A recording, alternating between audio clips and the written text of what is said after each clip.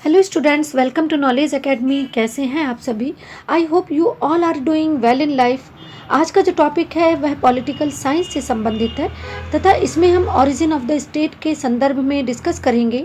As we all know कि origin of the state की various theories हैं। इन theories में राज्य की उत्पत्ति के विकासवादी सिद्धांत के संदर्भ में हम डिस्कस करेंगे। Hence we shall discuss about evolutionary theory of state. इस टॉपिक से संबंधित क्वेश्चंस एग्जामिनेशंस में पूछ लिए जाते हैं, but of course before starting the topic I would like to say that please like, subscribe, share and motivate channel for new updates. It will be beneficial for you. You are most welcome for your suggestions and comments for teaching learning perspective. तथा जिस भी topic पर आपको video चाहिए उससे संबंधित comments अवश्य प्रेषित करें। I would emphasize again that please अपने कमेंट्स अवश्य भेजें। I am always anxious to know। राज्य की उत्पत्ति के विकासवादी सिद्धांत के संदर्भ में चर्चा करें तो सर्वप्रथम हमें ये भी जानना होगा कि विकासवादी सिद्धांत को ऐतिहासिक सिद्धांत भी कहा जाता है। It is also known historical theory of state. इस टॉपिक से संबंधित क्वेश्चंस एग्जामिनेशंस में पूछ लिए जाते हैं, जैसे राज्य का विकास हुआ है, निर्माण नहीं। इस कथन का विस्तार से विवेचन कीजिए तथा राज्य के विकास के जिन तत्वों में अथवा जिन तत्वों ने योगदान किया है उन्हें स्पष्ट कीजिए। यहाँ पर मैं आपसे कहना चाहूँगी कि लेक्चर को सुनने के लिए सर्वप्रथम आप कॉपी और पेन लेकर बैठें तथा जो भी स्पेसिफिक पॉइंट्स हैं उनको नोट्स के रूप में अवश्य लिखें, जैसे क्लास लेक्चर सुनते हैं। That will be beneficial for you. इसी तरह से अन्य क्वेश्चन ये पूछ लिया जाता है कि राज्य की उत्पत्ति के विकासवादी सिद्धांत की विवेचना कीजिए। राज्य की उत्पत्ति के विकासवादी या ऐतिहासिक सिद्धांत का वर्णन कीजिए। तो इस तरह से क्वेश्चंस पूछ लिए जाते हैं। एज वी ऑल नो, राज्य की उत्पत्ति का अंतिम सिद्धांत ऐतिहासिक सिद्धांत है, जिसे विकासवादी सिद्धांत भी कहा जाता है। As I have told you, इस सिद्धांत की ये मान्यता है या ये विशेषता है कि राज्य की उत्पत्ति का यह सिद्धांत राज्य को अन्य मानव संस्थाओं की तरह ऐतिहासिक विकास का परिणाम मानता है।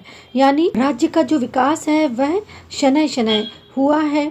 यह सिद्धांत आधुनिक तथा सर्वाधिक उपयुक्त सिद्धांत माना गया है। विद्वानों ने ऐसा माना है। गार्नर महोदय के शब्दों में, राज्य ना तो ईश्वर की सृष्टि है, ना वह उच्च कोटि के शारीरिक बल का परिणाम है, ना किसी प्रस्ताव अथवा सम्मेलन द्वारा बनाई गई कोई वस्तु है, और ना ही वह परिवार का विस्तार मात्र है। इसका अभिप्राय क्या हुआ? इसका अभिप्राय ये है कि यह सिद्धांत यह विश्वास करता है कि राज्य का विकास हुआ है, यानी ये विकास का परिणाम है, तथा राज्य की स्थापना किसी विशेष स्थान पर विशेष रूप में निश्चित समय में नहीं हुई है। यह शनय शनय विकसित हुआ है, कोई इसकी सुनियोजित रूपरेखा नहीं रही है, तथा राज्य का विकास समय के साथ हुआ है, जिसका परिणाम ये है कि यह वर्तमान अवस्था तक पहुंचा है। वर्गेस के शब्दों में कहें, जो कि पॉलिटिकल थिंकर हैं, कि यह कथन कि राज्य इतिहास की उत्पत्ति है, इसका अभिप्राय ये है कि यह मानव समाज के अपूर्ण पर निरंतर सुधरते हुए रूपों में शनय शनय और निरंतर एक पूर्ण एवं सर्वव्यापी मानव संगठन की ओर विकसित है या विकास हुआ है इसका। तो इस तरह से हम ये कह सकते हैं कि जितने भी पॉलिटिकल थिंकर्स हैं, विद्वान हैं, उन्होंने ये माना है कि राज्य विकास का परिणाम है और धीरे धीरे विकसित होकर ये अपने वर्तमान स्वरूप तक पहुंचा है। वर्गेस महोदय अपनी बात को आगे बढ़ाते हुए लिखते हैं। यहाँ पर मैं आपसे कहना चाहूँगी कि जो भी कोटेशंस मैं आपको बोलती हूँ, आप उन्हें अपने एग्जामिनेशन में अवश्य मेंशन करें, क्योंकि यदि आप कोटेशंस एग्जामिनेशंस में लिखेंगे तो इससे ये स्पष्ट होता है कि आपने उस टॉपिक के संबंध में स्टडी की है। Hence you should listen carefully. So I would like to say that please note down. वर्गेस के शब्दों में, राज्य इतिहास की उपज है, अर्थात राज्य पूर्णतः अपूर्ण प्रारंभ में से असभ्य किंतु उन्नति की ओर अग्रसर अवस्थाओं से होकर मानव जाति के पूर्ण एवं सार्वभौमिक संगठन की ओर मानव समाज की क्रमिक तथा निरंतर विकास के अधीन रहा है। विकासवादी सिद्धांत के समर्थकों के संदर्भ में यदि डिस्कस करें तो इनमें MacIver, Bluntschli, Gilchrist, Burke, Montesquieu, Leacock, Garner तथा बर्गेस इत्यादि प्रमुख हैं। इन पॉलिटिकल थिंकर्स के नाम आपने अपने पॉलिटिकल साइंस के अध्ययन में यत्र तत्र भी पढ़े होंगे। ये बड़े नोन नेम हैं। लीकॉक ने विकासवादी सिद्धांत के संदर्भ में लिखा है कि राज्य एक वृद्धि और विकास है। यह सुदूर और अज्ञात भूतकाल से लेकर आज तक के मानव, यहाँ पर ध्यान देना है कि भूतकाल से यानी अतीत से लेकर आज तक के मानव इतिहास के क्रमिक विकास की प्रक्रिया का परिणाम है। इस बात पर इन्होंने एम्फसाइज किया है। और विकासवादी सिद्धांत के अनुसार यदि इसको डिफाइन किया जाए या इसकी डेफिनेशन दी जाए तो राज्य की उत्पत्ति ना तो एक निश्चित समय से हुई है या एक निश्चित देशकाल परिवेश में हुई है और ना ही किसी विशेष कारण से ये अस्तित्व में आया है। राज्य विभिन्न तत्वों के सम्मिलित तत्वों के प्रभाव का परिणाम मात्र है और यही कारण है कि ये अस्तित्व में आया।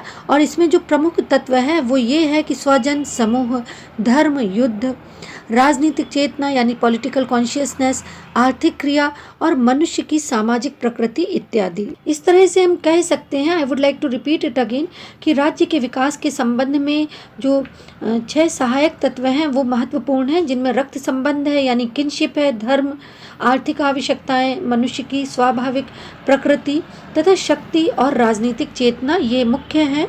ये राज्य के विकास में सहायक तत्व माने गए हैं।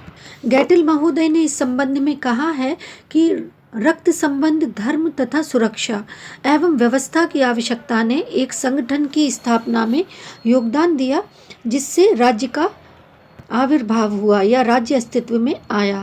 तथा पॉलिटिकल थिंकर्स ने भी यही माना कि मनुष्य की सामाजिक प्रकृति यानी सोशल इंस्टिंक्ट ऑफ मैन, रक्त संबंध, kinship, religion, force, economic needs एवं इकोनॉमिक एक्टिविटीज और पॉलिटिकल कॉन्शियसनेस, ये सभी तत्व राज्य के विकास में सहयोगी रहे हैं। रक्त संबंध या स्वजन समूह किनशिप थ्योरी के संदर्भ में यदि डिस्कस करें तो लगभग सभी पॉलिटिकल थिंकर्स ये मानते हैं कि राज्य की उत्पत्ति के संबंध में जो प्रथम महत्वपूर्ण तत्व है वह किनशिप है यानी रक्त संबंध है। रक्त संबंध यानी सजातीय समूह।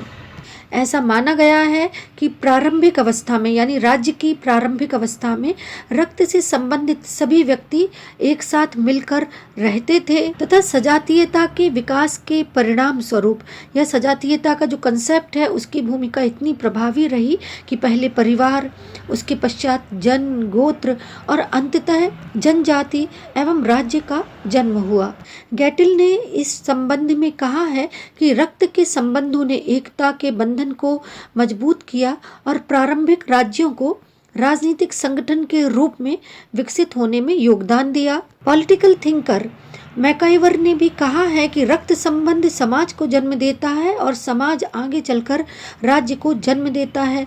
इसी तरह से हेनरी मैन ने भी इस संदर्भ में कहा है कि समाज के प्राचीनतम इतिहास को आधुनिक निष्कर्ष की ओर इंगित करें तो समूहों की एकता के सूत्र में बांधने वाला प्रारंभिक बंधन राज्य संबंध था। I would like to repeat again, समूहों की एकता के सूत्र में बांधने वाला प्रारंभिक बंधन रक्त संबंध था। इसी तरह से राज्य के सहायक तत्वों में जो अगला सिद्धांत है, in this theory of state, कुटुंब के संबंध में जो रूपरेखा थी वो क्या थी, इस संबंध में विभिन्न विद्वानों में आपस में मतभेद है। कुछ विद्वान इसके समर्थन में पक्ष रखते हैं तथा ये कहते हैं कि इस सिद्धांत के अनुसार संगठन में पिता अथवा पुरुष का ही शासन था। कुटुंब का जो सर्वे सर्वा था वह पुरुष था यानी पिता था तथा जितने भी फैमिली मेंबर्स हैं वो पिता के अधीन रहते थे तथा परिवार या कुटुंब के सभी सदस्य स्वयं को ही पुरुष का वंशज मानते थे और वंश गणना पिता के द्वारा मानी जाती थी। एंशिएंट लॉ तथा अर्ली हिस्ट्री ऑफ इंस्टीट्यूशंस में पितृ सत्तात्मक सिद्धांत के संदर्भ में प्रतिपादन मिलता है या विवेचना की गई है। मात्र सत्तात्मक सिद्धांत या मैट्रियार्कल थ्योरी ऑफ स्टेट के पर्सपेक्टिव में यदि डिस्कस करें तो अनेक विद्वानों ने जो स्टेट है उसकी उत्पत्ति मात्र सत्तात्मक सिद्धांत के आधार पर मानी है। विद्वानों का ऐसा अभिमत है या ऐसा मानना है कि प्रारंभिक समाज का जो संगठन है वह मात्र सत्ता के अनुसार रहा होगा विद्वानों ने ये भी कहा है कि प्रारंभिक समाज में कि जब जो स्टेट है वह अस्तित्व में आ रहा था, उस समय विवाह रूपी संस्था का विकास नहीं हुआ था। बहुपति जो प्रथा है वह प्रचलित थी। इस कारण से कहा जा सकता है कि वंश निर्माण पिता के आधार पर ना होकर माता के आधार पर किया गया होगा। इसी तरह से धर्म का भी मुख्य योगदान है तथा धर्म ने इस संबंध में अपनी महत्वपूर्ण भूमिका निभाई है। Religion place a specific role in this perspective. Political thinkers ने धर्म के संदर्भ में कहा है कि एक ही पारिवारिक इकाई से जुड़े होने के कारण लोग एक ही देवी देवता की उपासना करते थे। और विल्सन ने तो यहाँ तक कहा है कि धर्म रक्त संबंध का दूसरा स्वरूप था, यानी धर्म के आधार पर राज्य की उत्पत्ति के विकासवादी सिद्धांत की विवेचना की गई है। इस तरह से हम ये कह सकते हैं कि जो रक्त संबंध है यानी किनशिप थ्योरी है और धर्म है, वह एक ही वस्तु के दो पहलू हैं तथा सामूहिक एकता एवं भावात्मक एकता के लिए भी ऐसा आवश्यक है। गैटल महोदय ने यही माना है। इसी तरह से आर्थिक आवश्यकताओं के संदर्भ में यदि डिस्कस करें कि इकोनॉमिक नेसेसिटीज एवं नीड्स क्या हैं, तो राज्य की उत्पत्ति के विकासवादी सिद्धांत में या ऐतिहासिक सिद्धांत में गैटल महोदय ने आर्थिक गतिविधियों, आर्थिक क्रियाओं, आर्थिक आवश्यकताओं को महत्वपूर्ण माना है और कहा है कि मनुष्य की आर्थिक गतिविधियां जिनके द्वारा मनुष्य ने अपनी अनिवार्य आवश्यकताओं, भोजन, निवास इत्यादि की पूर्ति की तथा संपत्ति का संचय भी किया और राज्य के निर्माण में सहायक तत्व बना। राज्य की उत्पत्ति के इकोनॉमिकल फैक्टर को जिन विद्वानों ने महत्वपूर्ण माना है उनमें Plato, Aristotle, Machiavelli, Hobbes, Locke, Rousseau इत्यादि प्रमुख हैं तथा कार्ल मार्क्स महोदय ने तो ये तक कहा है कि जो मार्क्सवादी थॉट है कि राज्य की उत्पत्ति केवल आर्थिक तत्वों से ही हुई है। इसी तरह से मनुष्य की स्वाभाविक सामाजिक प्रवृत्तियां यानी natural and social instinct of man के संदर्भ में यदि डिस्कस करें तो यहाँ पर ये बात ध्यान देने योग्य है कि रक्त संबंध, धर्म एवं आर्थिक आवश्यकताओं ने कहीं न कहीं मनुष्य को संगठन के निर्माण करने के लिए प्रेरित किया। These factors plays a significant role kinship, religion and economical necessities. इसी तरह से राज्य की उत्पत्ति के संदर्भ में यानी ओरिजिन ऑफ द स्टेट के पर्सपेक्टिव में यदि जो अगला प्रभावशाली तत्व है वह पॉलिटिकल कॉन्शियसनेस से संबंधित है, राजनीतिक चेतना से संबंधित है। राजनीतिक चेतना का अभिप्राय क्या है, क्या इसका मतलब है, जिसके कारण प्रारंभिक मनुष्य ने राज्य की अनिवार्यता को महसूस किया कि राज्य अस्तित्व में आना चाहिए।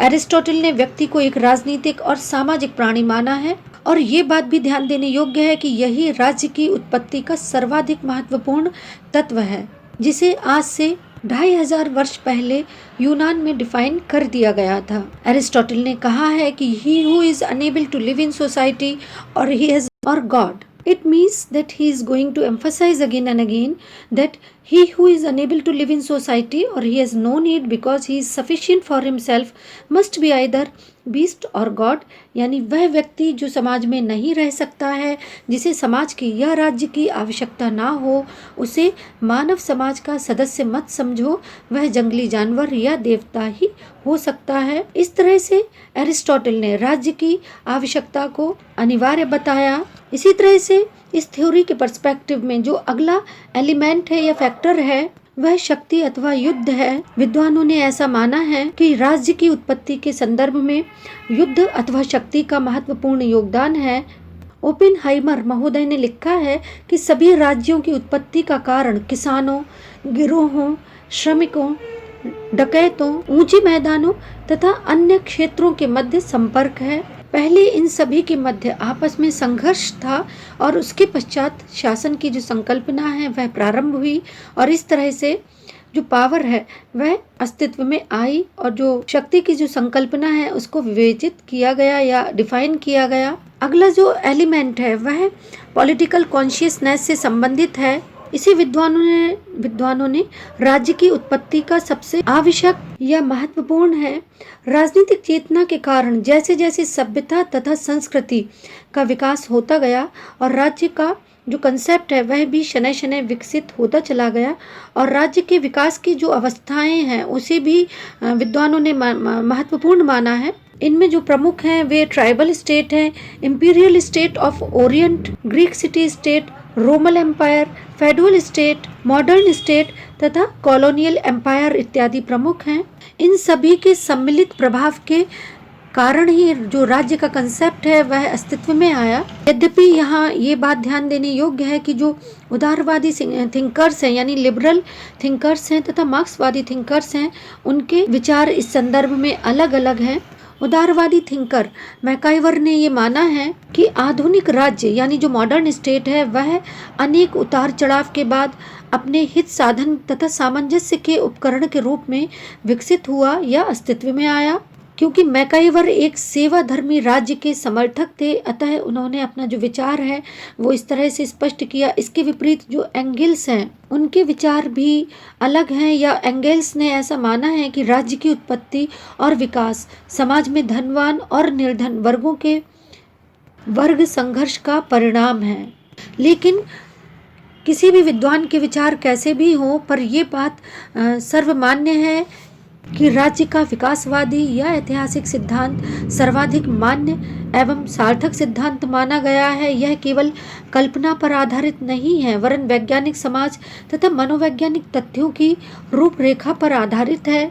विकास प्रकृति का नियम है, परिवर्तन प्रकृति का नियम है, और इसमें कोई आश्चर्य नहीं है कि समाज तथा राज्य का जन्म भी इसके अंतर्गत ही है। इसलिए कहा जा सकता है कि जो राज्य है उसकी उत्पत्ति अचानक नहीं हुई है, यानी आकस्मिक रूप से नहीं मानी गई है। गिलक्राइस्ट महोदय ने कहा है कि राज्य एक ऐतिहासिक विकास का फल है जिसमें रक्त संबंध, धर्म, राजनीतिक चेतना प्रमुख तत्व हैं। यद्यपि हम ये नहीं कह सकते कि कौन सी जगह कौन सा तत्व प्रमुख रहा है और किस तत्व ने कब मैदान छोड़ दिया और कब कौन सा तत्व मैदान में आ गया, और इस तरह से उन्होंने अलंकारिक भाषा में अपनी बात को लिखा है। आई होप आपका कंसेप्ट क्लियर हुआ होगा। That's all for today. Please take care of yourself. Thank you for being with me.